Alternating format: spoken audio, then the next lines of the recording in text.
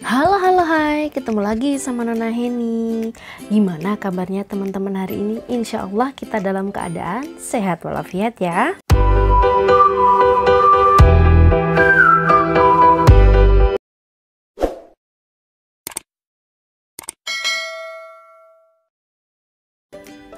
Video kali ini Nona ingin berbagi kepada teman-teman tentang cara lolos P3K atau PPPK khusus guru non-afirmasi. Ayo kita kumpul yuk teman-teman yang non-afirmasi, teman-teman yang lulusan universitas keguruan yang belum bisa mengikuti P3K dan masih bingung bedanya apa sih afirmasi dan non-afirmasi.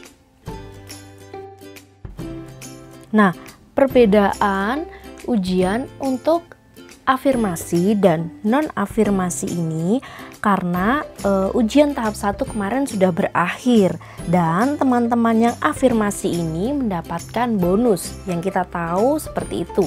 Tetapi sebenarnya perbedaan intinya dari afirmasi dan non-afirmasi itu seperti apa? Coba diperhatikan sebentar. Untuk afirmasi itu adalah kelompok guru yang usianya di atas 35 tahun dengan syarat terdaftar di Dapodik atau Dapodiknya aktif dan telah mengajar minimal 3 tahun. Sedangkan guru non-afirmasi usianya masih di bawah 35 tahun pada saat mendaftar ujian PPPK dan juga terdaftar di Dapodik. Nah, di afirmasi ini ada tambahan 15% dari skor maksimum yaitu 75 poin. Sedangkan untuk non-afirmasi tidak ada tambahan poin. Nah, itu adalah bedanya afirmasi dan non-afirmasi. Lalu, kita langsung saja ke tips dan triknya. Ada 4 tips yang akan saya berikan kepada teman-teman non-afirmasi untuk bisa lolos di ujian PPPK. Yang pertama, kita harus punya niat. Yang kedua, harus bikin jadwal belajar yang konsekuen. Yang ketiga, kita harus mengetahui cara belajar yang cocok buat diri kita. Yang keempat, harus tahu sumber belajarnya atau kumpulkan sumber belajar itu sebanyak-banyaknya. Saya bahas dari yang pertama ya, niat. Nah, kita harus kuatkan niat kita. Kita perbaiki dulu deh niat kita untuk belajar. Nah, niat kita untuk belajar itu untuk mendedikasikan diri kita dan untuk siapa?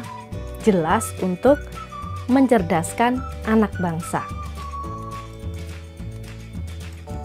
Nah, niat kita itu menjadi seorang guru untuk mengikuti ujian PPPK untuk membuat diri kita menjadi guru yang kompeten dan membuktikan kepada murid, kepada setiap orang yang ada di sekitar kita, kita adalah guru yang kompeten untuk mencerdaskan anak bangsa. Bukan lagi keinginan untuk menjatuhkan atau mengalahkan orang lain atau mencari kedudukan yang mulia di dunia. Nah, jangan sampai niat kita itu keliru, dari awalnya sudah keliru. Misalnya, jika kita ingin menjatuhkan atau orang lain itu sudah niat yang tidak sesuai. Makanya kadang kita melihat teman-teman padahal si A itu pintar, tapi kenapa ya kok tidak lolos? Mungkin karena dari awal niatnya dia itu sudah bukan untuk menjadi seorang guru yang kompeten. Nah, tapi niatnya untuk mencari hal yang lain di dunia ini. Jadi, luruskan dulu ya niatnya. Nah, saya pribadi menuliskan niat saya itu di sebuah buku catatan. Jadi, saya siapkan satu buku catatan, saya tuliskan niat saya di situ untuk ikut ujian itu apa. Mungkin bisa untuk orang tua, untuk anak-anak, untuk saudara, atau untuk hal lainnya. Selain tujuan kita untuk mencerdaskan anak bangsa itu. Lalu yang kedua, jadwal belajar. Jadwal belajar maksudnya itu gambaran mengenai apa yang perlu diselesaikan dalam waktu tertentu. Kalau kita pikir, kenapa harus jadwal belajar? Saya sibuk, saya tidak bisa mengatur waktu dan sebagainya. Nah, itu dia. Kita harus konsekuen dan membuat sebuah pola yang sama. Kalau misalnya seperti ini, saya adalah seorang ibu. Saya harus membuat pola bukan untuk diri saya sendiri, tapi untuk anak saya juga. Jam berapa saya harus bangun, jam berapa saya harus masak, harus menyiapkan anak-anak saya, lalu mempersiapkan anak-anak saya untuk siap di sekolah, dan jam berapa saya harus bekerja, apakah di sela-sela bekerja saya harus membuat jadwal. Nah, pola ini yang harus dibiasakan dan itu harus terjadi setiap hari. Dan kita harus konsekuen dengan jadwal itu. Umpamakan jadwal saya seperti ini. Saya bangun di jam 3 sampai jam 4, saya punya waktu belajar. Di hari Senin, saya akan belajar teori belajar. Nah, lalu saya bisa belajarnya lagi nanti sekitar jam 2 sampai jam setengah 4. Saya akan belajar modul tari 1. Nanti di jam 9 malam, pada saat mungkin anak-anak sudah tidur, saya baru bisa belajar misalnya di latihan soal. Dan itu terus saya membuat jadwal belajar sesuai dengan materi atau yang sudah ada di SIM PKB. Jadi misalnya ada teori belajar, ada desain pembelajaran, ada kurikulum. Karena saya seorang guru seni budaya, mungkin ada modul tari 1, 2, 3, 4 dan bentuk-bentuk seni lainnya. Karena kalau kami di seni budaya harus belajar seni tari, rupa, musik, dan teater. Dan tentunya di malam hari saya biasakan mengerjakan latihan soal. Itu di malam hari. Oke, selanjutnya misalnya kita itu harus konsekuen. Kenapa saya bilang konsekuen? Karena bisa aja sih kita merasa jenuh, bosan. Saya coba buka lagi niat yang sudah saya tulis di halaman pertama, yang ada dalam buku catatan saya. Lalu yang ketiga adalah cara belajar.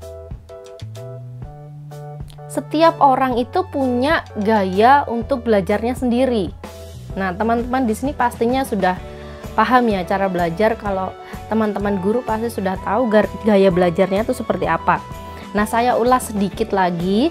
Mungkin ini adalah beberapa gaya belajar yang mungkin teman-teman yang baru mengikuti ujian PPPK atau belum pernah mungkin belajar untuk CPNS bisa melihat sih sebenarnya teman-teman itu ada di gaya belajar yang mana ya. Ada 4 tipe gaya belajar di sini. Yang pertama gaya belajar visual. Ciri-cirinya biasanya orangnya rapi dan teratur, lebih mudah mengingat dari yang dilihat daripada yang didengar, lebih suka membaca daripada dibacakan, berbicara dengan tempo yang agak cepat, pembacanya cepat dan tekun, lebih menyukai melakukan demonstrasi daripada pidato, lalu biasanya sulit untuk menerima instruksi secara verbal kecuali ditulis, tidak mudah terganggu dengan keramaian, suka menggambar apapun di kertas, lalu tahu apa yang ingin dikatakan tapi sulit untuk memilih kata-kata. Nah, kalau teman-teman yang misalnya memiliki gaya belajar visual ini, biasanya berfokusnya itu pada penglihatan ya. Saat mempelajari hal baru, biasanya tipe ini melihat sesuatu secara visual. Jadi dia lebih mudah mengerti dan memahami dengan melihat. Nah, tipe visual ini biasanya nyaman belajar dengan menggunakan warna-warna, garis-garis maupun bentuk. Itulah mengapa orang yang memiliki tipe visual ini memiliki pemahaman yang mendalam dengan nilai artistik seperti paduan warna dan lain sebagainya. Selanjutnya adalah gaya auditori. Auditori itu biasa ciri-cirinya lebih mudah mengingat sesuatu dari apa yang didengar daripada yang dilihat. Lalu berbicara pada diri sendiri saat belajar. Senang mendengarkan, mudah terganggu dengan keramaian, kesulitan dalam tugas atau pekerjaan yang melibatkan visual, pandai menirukan nada ataupun irama suara, senang membaca dengan mengeluarkan suara atau menggerakkan bibir mereka, suka berbicara, berdiskusi atau menjelaskan sesuatu yang panjang, mudah dalam mengingat nama saat berkenalan dengan orang baru, kadang kesulitan dalam menulis tapi pandai dalam bercerita. Nah, orang-orang dengan gaya belajar auditori ini biasanya orang-orang yang mengandalkan pendengaran untuk menerima informasi dan pengetahuan. Nah, tipe auditori ini tidak masalah dengan tampilan visualnya saat mengajar. Yang penting adalah mendengarkan pembicaraan guru dengan baik dan jelas. Nah, makanya tipe auditori ini paling peka dan hafal dari setiap ucapan yang pernah dia dengar, bukan apa yang dia lihat. Nah, kalau cara yang tepat untuk belajar untuk orang-orang auditori ini, termasuk saya adalah salah satu contoh orang yang auditori itu mendengarkan musik yang disukai. Jadi saya harus belajar dengan musik. Lalu saya juga sering merekam apa yang diajarkan di kelas, kemudian hari didengarkan kembali. Apabila misalnya membaca buku, biasanya saya ucapkan dengan pelan untuk lebih mudah mengingat. Lalu mendengarkan materi yang diajarkan guru saat di kelas dengan seksama. Lalu belajar diskusi bersama teman-teman supaya lebih mudah memahami ataupun mengingat materi. Itu biasanya ciri-ciri dari orang auditori. Dia lebih banyak mendengarkan daripada yang dia lihat. Selanjutnya adalah gaya belajar kinestetik. Menyenangi belajar dengan metode praktik. Biasanya menyukai aktivitas yang melibatkan gerakan tubuh seperti olahraga atau menari. Lalu berbicara dengan perlahan. Saat berkomunikasi banyak menggunakan isyarat tubuh. Menghafal dengan cara berjalan atau melihat. Menggunakan jari sebagai petunjuk saat membaca. Tidak dapat duduk diam untuk waktu yang lama. Nah, untuk teman-teman yang tipe kinestetik ini biasanya menyenangi belajar yang melibatkan gerakan.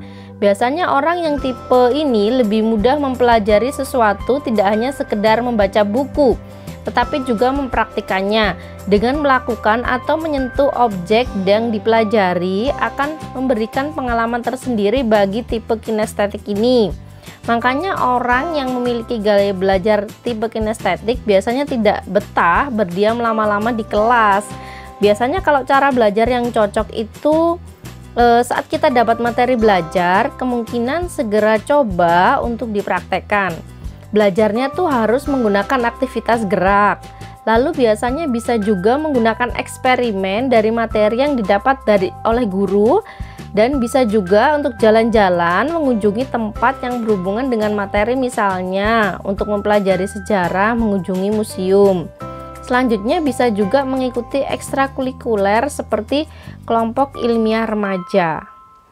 Nah, itu adalah gaya belajar kinestetik. Sebenarnya ada satu gaya belajar lagi, yaitu gaya belajar membaca dan menulis. Tetapi untuk teorinya yang terdapat pada buku hanya 3 teori tersebut.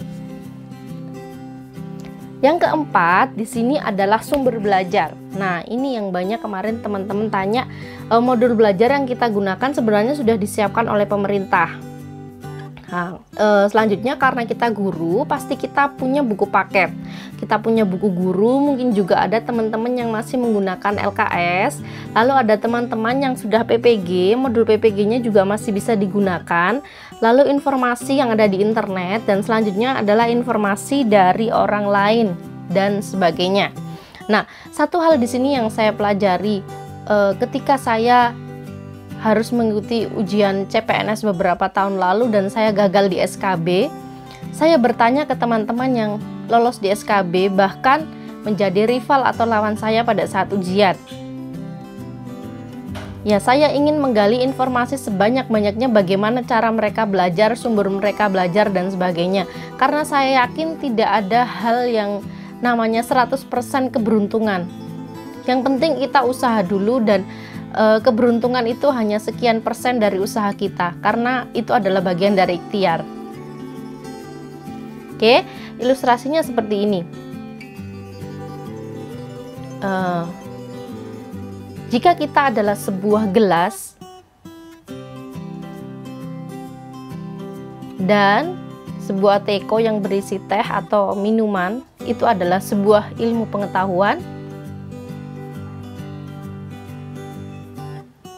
Dan kita menempatkan diri kita di atas seseorang yang saya ibaratkan memiliki ilmu pengetahuan sebagai Teko ini, dan kita menempatkan diri kita di atas orang tersebut, kita tidak akan pernah mendapatkan apapun dari orang tersebut. Karena yang perlu teman-teman ketahui, sumber informasi atau pengetahuan itu bisa sangat banyak kita dapatkan dari orang lain. Jadi jangan pernah merasa diri kita itu tinggi, jangan pernah merasa kita itu masih muda, kita punya kemampuan yang lebih dari mereka yang senior. Itu salah. Kita harus merendahkan diri kita agar kita bisa dapat pengetahuan yang sebanyak-banyaknya, yang saya ibaratkan sebagai sebuah teko dan kita adalah sebuah gelas yang kosong. Memang waktu kita muda atau di usia mungkin di bawah 35 tahun, apalagi untuk teman-teman yang baru lulus, egonya tinggi. Tetapi kita harus merendahkan ego itu untuk dapat belajar dari teman-teman senior atau bahkan teman-teman sepantaran kita yang sudah berhasil dalam ujian CPNS atau ujian PPPK terdahulu. Nah, dan jangan lupa, belajar itu adalah sebuah ikhtiar. Doa dan restu orang tua, suami, istri, dan anak-anak juga tetap harus teman-teman minta. Oke, terima kasih. Sekian video dari saya. Semoga video ini dapat membantu teman-teman dan menyemangati teman-teman non-afirmasi untuk terus berjuang. Jangan patah semangat. Mau ada atau tidak ada bonus untuk kita, tetapi teman-teman non-afirmasi itu harus membuktikan kalau kita bisa belajar dan berusaha keras untuk mendapatkan nilai semaksimal mungkin. Sekian video dari saya. Jika teman-teman menyukai video dari saya, silakan klik tombol subscribe dan jangan lupa di like. Dadah!